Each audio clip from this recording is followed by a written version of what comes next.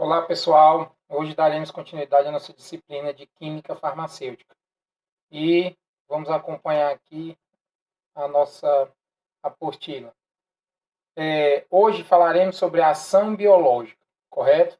Nós temos aqui a ação biológica. A ação dos fármacos observa-se em três fases. Então, nós temos aí essa ação biológica dividida em três fases. Primeira, fase farmacêutica. Segunda, fase farmacocinética. E terceira, fase farmacodinâmica. Correto?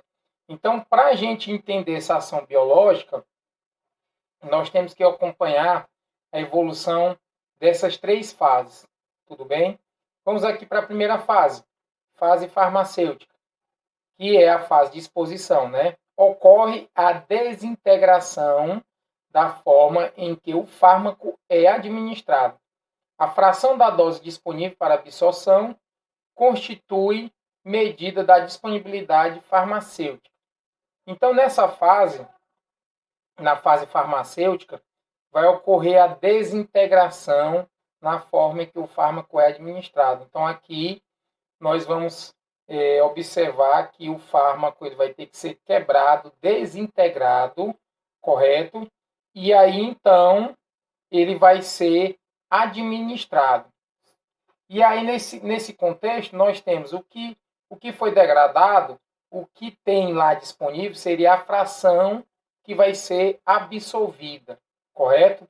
Então, dentro dessa fase farmacêutica, é claro entender que o fármaco precisa ser quebrado para que seja disponível, né, e seja absorvido essa substância. Tudo bem? Então, é a primeira fase chamada de fase farmacêutica. A segunda fase, fase farmacocinética. O próprio nome ele já sugere, né? Farmacocinética significa movimento, né? Cinética. Então, vai dizer o seguinte: absorção, distribuição, biotransformação e excreção do fármaco.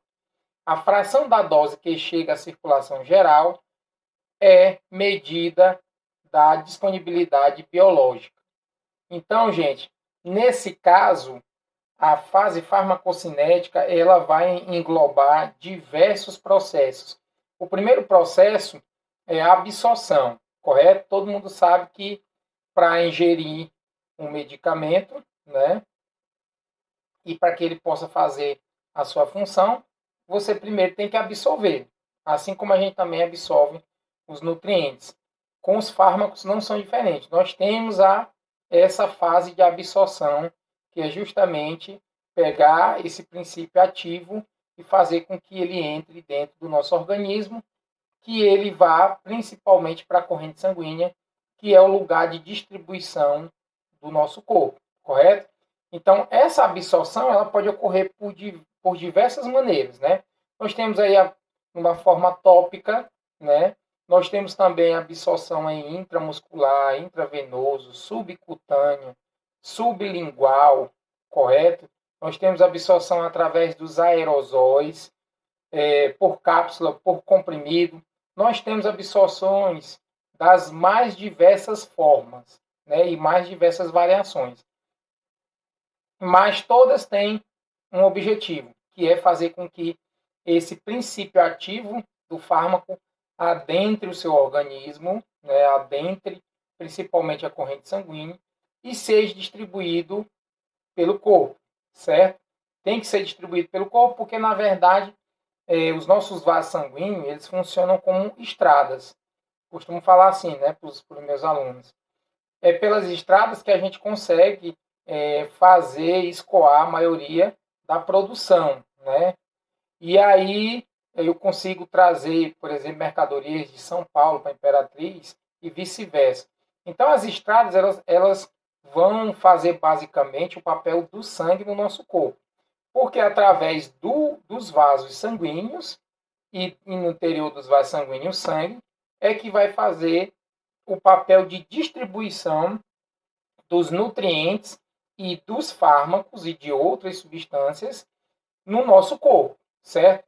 Nós temos uma estimativa aí que nós temos em média 97 mil metros, 1.000 quilômetros de vasos no interior do nosso corpo, né? Pode até parecer absurdo, mas na verdade nós temos variações grandes de vasos sanguíneos. Nós temos, por exemplo, as artérias, que são as mais espessas, que é a que carrega o sangue arterial rico em oxigênio, pobre em gás carbônico, né?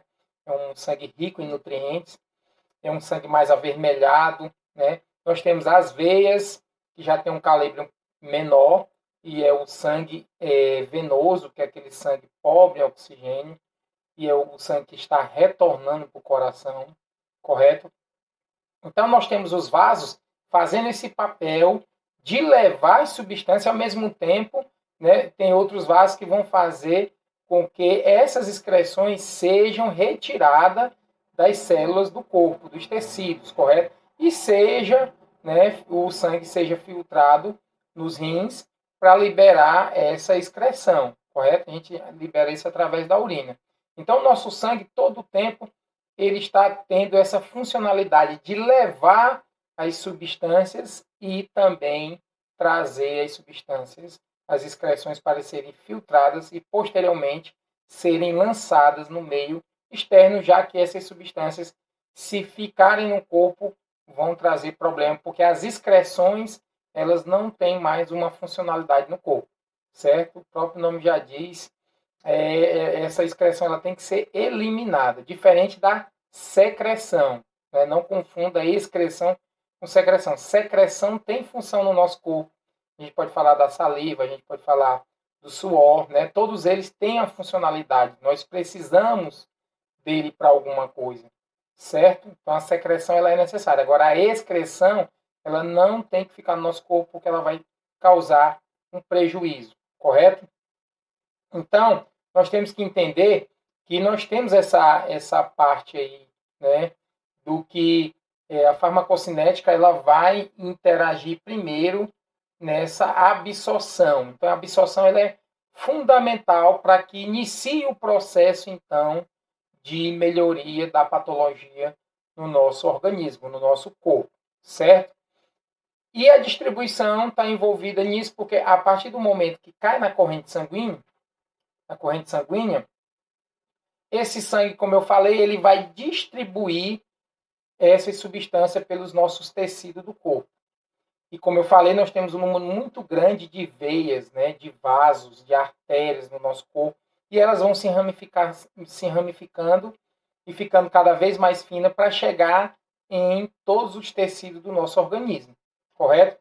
Então, a distribuição é altamente necessária para que eu consiga ter uma eficiência.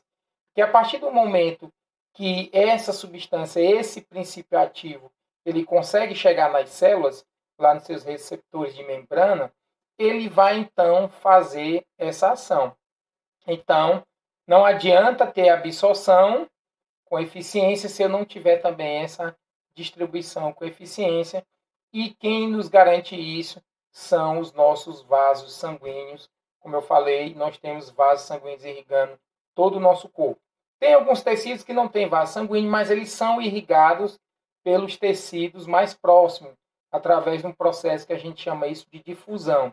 Então, aquele tecido que é irrigado pelos vasos, quando ele passa a ter um teor grande, ele passa pela forma de difusão, que é mais concentrado, menos concentrado, essa substância. Então, direta ou indiretamente, todos os tecidos são nutridos pelo sangue, certo? Depois eu tenho um processo chamado de biotransformação. Biotransformação é também altamente importante, né? Nós sabemos que a partir do momento em que o medicamento entra no nosso corpo, ele vai passar por vários processos de transformações, correto? E nós sabemos que o nosso corpo é um laboratório, né? Acontecem milhares de reações dentro do nosso organismo, dentro dos nossos órgãos, para fazer com que o nosso corpo funcione corretamente, correto? Então, por exemplo, nós temos aí processos relacionados ao processo digestivo, né? Nós temos as enzimas que vão fazer essa digestão. Então, são processos que vai fazer com que, por exemplo, o alimento passe por uma biotransformação. o próprio fármaco, quando adentra o organismo, ele passa por processos químicos que vai fornecer e vai fazer com que ele tenha essa biotransformação. Muitas das vezes, os medicamentos, para fazerem efeito de fato, alguns fármacos, eles têm que passar necessariamente por essa biotransformação que vai acontecer quando esse princípio ativo entrar em contato com o teu organismo, né, com os tecidos do teu organismo, causando essas reações e fazendo essa biotransformação tão necessária, correto? E por último, nós temos a excreção.